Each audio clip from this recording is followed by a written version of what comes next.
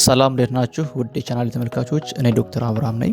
በዛሬ ቪዲዮአችን የምንመለከተው ስለ ኩላሊት ጠጠር ሕክምና ይሆናል። ኩላሊት ጠጠር እንዴት እንደሚታከም እንመለከታለን። ቪዲዮውን እስከ መጨረሻ መከታተላችሁን አትርሱ። የአኗኗር ዘይቤን በማስተካከል በመድኃኒቶችና በቀዶ ጥገና ይታከማል። የትኛውን አማራጭ ተጠቅመን ነው ማከም ያለብን የሚለው የሚወሰነው በጠጠሩ ሳይዝ ወይም መጠን፣ ሎኬሽን ወይም የሚገኝበት ቦታ እንዲሁም ኮምፖዚሽን ወይም የተገነባበት ፓርቲክል በእነዚህ ዲፔንድ ያደርጋል። መጠኑ ትንሽ ከሆነ ስሞል ስቶንስ ከሆኑ በቀላሉ ትሪት ይደረጋሉ፣ ቀለል ያለ ህክምና ይጠይቃሉ። መጠናቸው ተለቅ ባለ ቁጥር ደግሞ ህክምናቸውም ተለቅ ያለ ህክምና ይሆናል።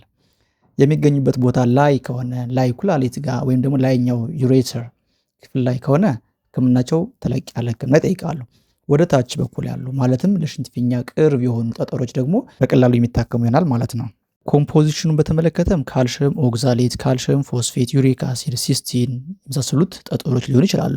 ለምሳሌ ዩሪክ አሲድ ጠጠሮች በምንመለከትበት ሰዓት ላይ አሲዲክ ኢንቫይሮንመንት ይፈልጋሉ ጠጠሮች ለመፈጠር። ስለዚህ አልካላይድ ሜዲኬሽኖችን በመጠቀም ዲዞልቭ በማድረግ በማሟሟት ጠጠሮችን ማከም እንችላለን። የጠጠሮችን መጠን በሚሊሜትር ወይም በሴንቲሜትር እንገልጸዋለን። መጠናቸው ከ5 ሚሊሜትር በታች ከሆኑ ስሞል ስቶንስ ትንንሽ ጠጠሮች እንላቸዋለን። እኒህ ስፖንታነስሊ ፓስ ያደርጋሉ ተብሎ ይታሰባል። ውሃ በመጠጣት ብቻ በቂ ውሃ በመጠጣት ብቻ ይወጣሉ ተብሎ ይታሰባል። ስለዚህ ለነዚህ ህክምናቸው በቂ ውሃ በየቀኑ ማለትም 2 ሊትር እና ከዛ በላይ እንድንጠጣ ማድረግ፣ ከዛም በኋላ ጠጠሩ ይወጣል ማለት ነው። የጠጠሩ መጠን ከ5 እስከ 10 ሚሊሜትር የሚደርስ ከሆነ ደግሞ ሜዲካል ኤክስፐልሲቭ ቴራፒ የሚባል አለ። መድኃኒቶችን በመጠቀም የሚደረግ ህክምና ነው።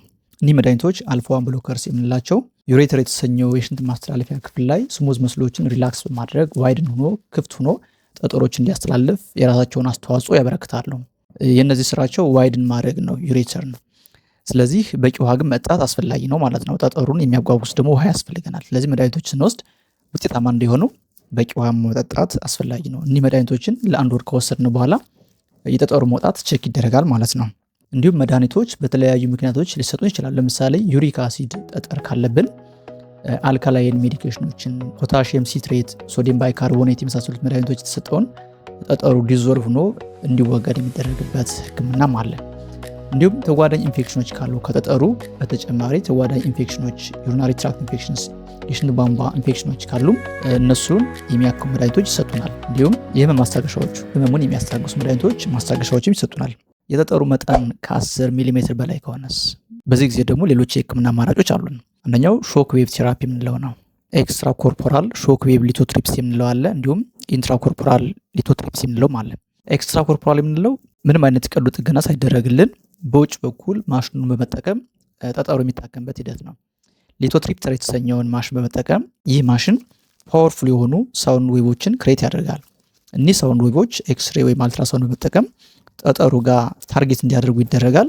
በዚህ አማካኝነት ሳውንድ ዌቮቹ ጠጠሩን ብሬክ ዳውን በማድረግ በመሰባበር ወደ ትንንሽ ጠጠሮች ይለውጡታል ማለት ነው። ከዚያም እኒህ ጠጠሮች በሽንት አማካኝነት ከሰውነታችን ይወገዳሉ ማለት ነው። ይህ አንደኛው የህክምና አማራጭ ነው። ይህ የህክምና አማራጭ የጠጠሩ መጠን ከ5 እስከ 20 ሚሊሜትር ለሚደርሱት አገልግሎት ላይ ይውላል ማለት ነው። ሌላኛው ሌዘር ሊቶትሪፕሲ የምንለው አለ።